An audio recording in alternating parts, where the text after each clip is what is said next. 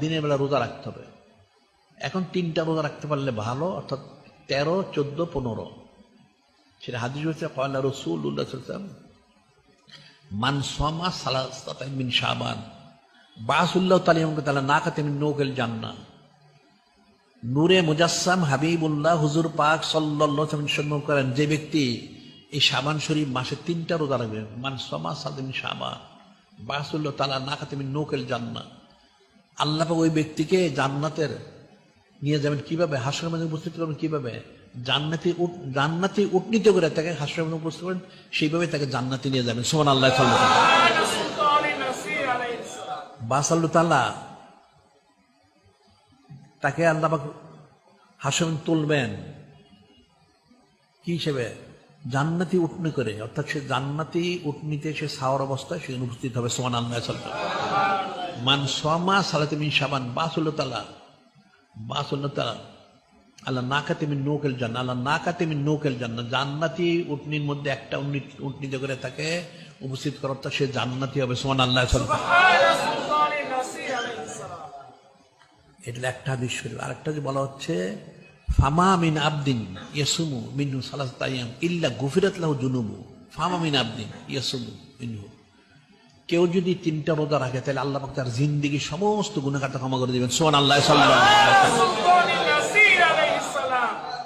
তারপর যদি কেউ দুর্বল হয়, জয়ীফ হয়, অসুস্থ হয়, রোজা রাখতেই না পারে অগত্যা, তাহলে কি করে? কবজন একটা রাখে 15 তারিখ, সেটা বলা হচ্ছে হাদিসে মান সামা ইয়াউমুল খামিস মিন শাবান, মান সামা ইয়াউমুল খামিস মিন শাবান লাম তামসুন নার আবাদা, মান সামা ইয়াউমুল খামিস মিন শাবান, যে কমপক্ষে 15ই শাবান শরীফ, অর্থাৎ রাতে দিনে রোজা রাখলে তালিকা লাম তামাসুন নার আবাদা, একদিনও যদি সে রোজা রাখতে পারে কষ্ট করে, তাহলে তাকে জাহান্নামের আগুন কোনোদিনই স্পর্শ করবে না। সুবহানাল্লাহ। অর্থাৎ সে জান্নাতি হবে। সুবহানাল্লাহ। কত ফজিলত! যারা চুচারা কিলোকাল করে এরা তো মিথ্যাবাদী, ধোঁকা দেয়, ইবলিসের শাগরিদ। মুসলমানদেরকে তারা রহমত থেকে বঞ্চিত করতে চায়। নাউজুবিল্লাহ। আবার আরেকটা আমল রয়ে গেছে, সেটা কি?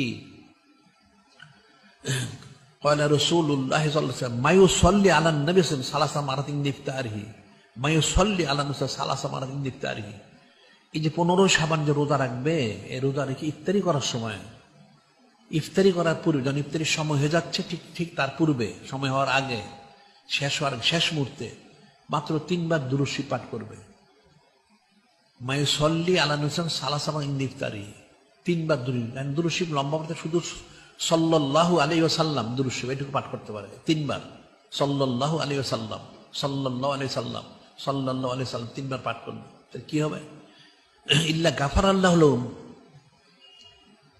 মা তাকাদ্দাম মিন যামবি, ইল্লা গাফারাল্লাহু লাহু মা তাকাদ্দাম মিন যামবি বারাকাল্লাহু ফি রিজকি।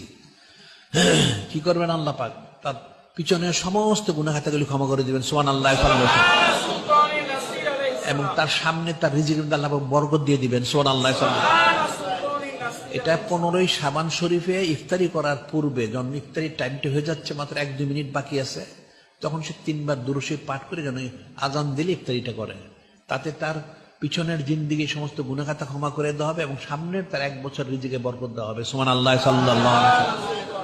তাহলে কত ফজিলত কিন্তু শেষ নেই। এখন বাতিল ফেরকারা মিথ্যা কথা বলে, মানুষকে ধোঁকা দেয়, কোরআন শরীফ শুনে বুঝে না, না বুঝার কারণে অপব্যাখ্যা করে। এদের আসলে অন্তরে গালিজ পড়ে গেছে, লানত পড়ে গেছে, অন্তরে গালিজে পূর্ণ হয়ে গেছে, অন্তরটা গালিজে পূর্ণ হয়ে গেছে।